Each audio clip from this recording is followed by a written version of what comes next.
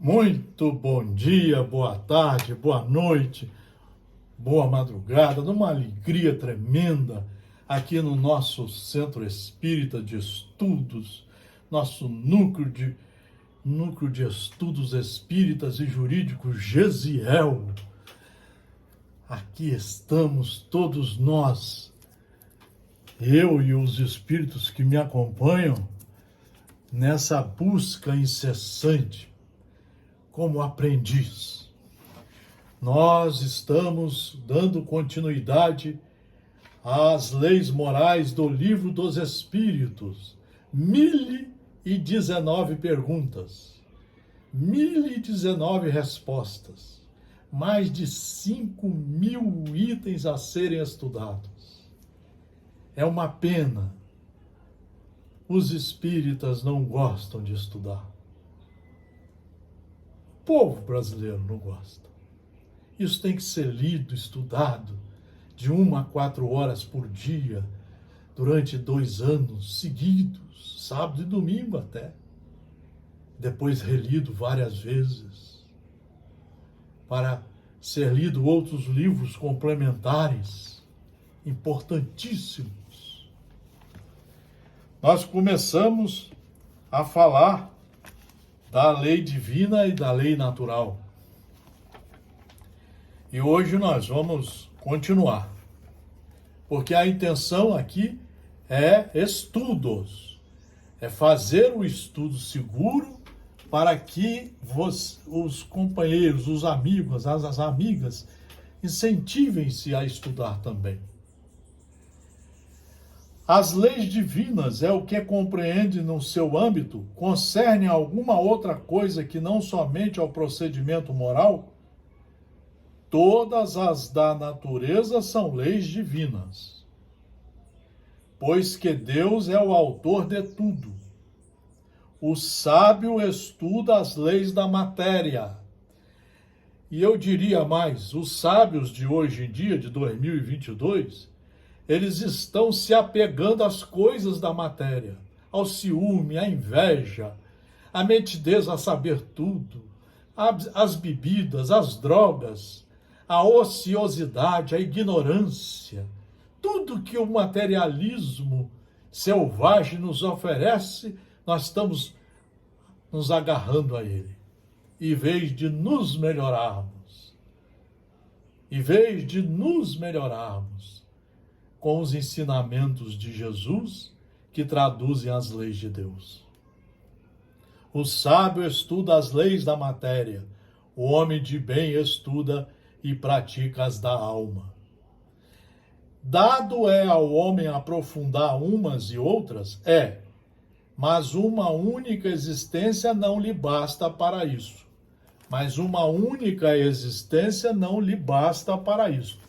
Então nós precisamos reencarnar várias vezes e aproveitar as reencarnações.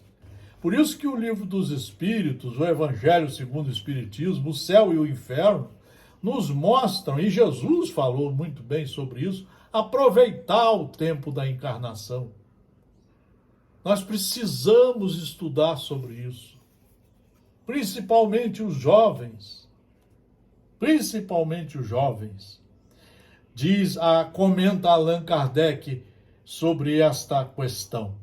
Efetivamente, que são alguns anos para a aquisição de tudo o de que precisa o ser, a fim de se considerar perfeito, embora apenas se tenha em conta a distância que vai do selvagem ao civilizado.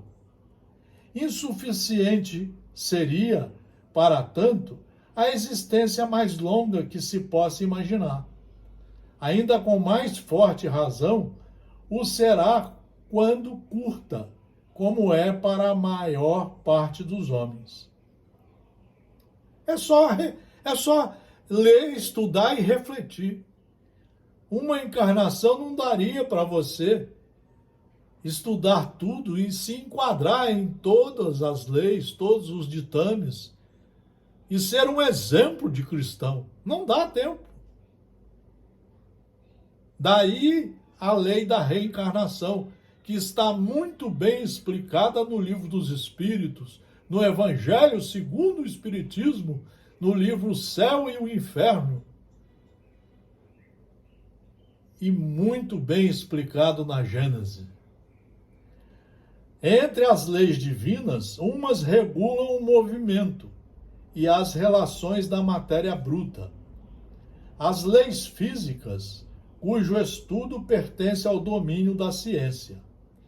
As outras dizem respeito especialmente ao homem considerado em si mesmo e nas suas relações com Deus e com seus semelhantes.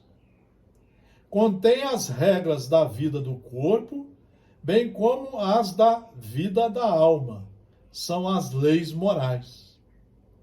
Então, o Livro dos Espíritos está nos mostrando como nós devemos nos proceder na reencarnação.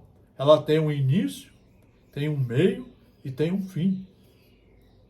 Todos vamos passar pela morte. E quando nascemos aqui, trazemos uma programação de estudar, de nos corrigir, de nos educarmos de acordo com as leis divinas. Por isso que as duas se ajudam. A lei do Estado Democrático de Direito, ela está em consonância com a lei divina, para nos ajudar. Por isso que nós fizemos, por exemplo, a Lei Maria da Penha. Os homens estavam teimando em bater, em matar as mulheres. Foi necessário fazer uma lei mais rigorosa, porque eles não queriam aprender pelo amor, pelo estudo.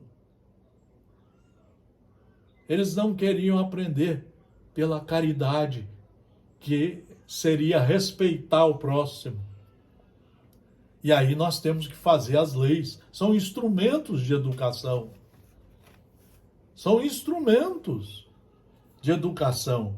Então ele mostra aqui para nós que uma reencarnação não daria tempo suficiente para nós conseguirmos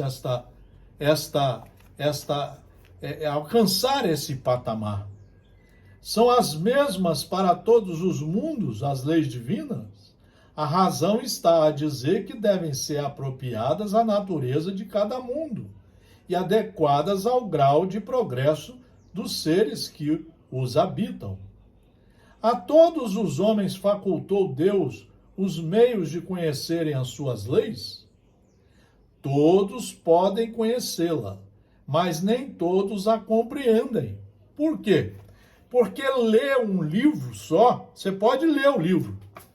Tem muitas pessoas que dizem, eu li o livro, só que não entendeu nada.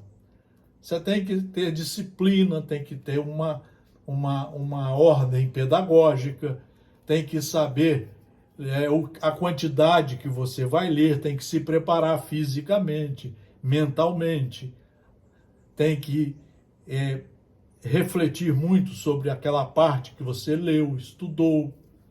Então, por isso que estudar demora muito até você atingir a compreensão daquilo. Então, todos podem conhecê-la, mas nem todos a compreendem. Por isso que nós temos autoridades que estudaram, fizeram curso superior e se tornam marginais. Médicos, engenheiros, advogados, delegados, juízes. Eles estudaram, eles conheceram, fizeram até concursos, mas se tornam marginais, se tornam vigaristas. Como você vê aí, juiz vendendo sentença, desembargador. São criaturas que conheceram, mas não entenderam, não assimilaram de forma pedagógica. Você vê isso muito também na polícia, militar, civil. Você vê pessoas que se tornam capitães, majores, coronéis e se tornam marginais, porque não conheceram, mas não entenderam nada. A mesma coisa com a religião espírita, a mesma coisa com o cristianismo.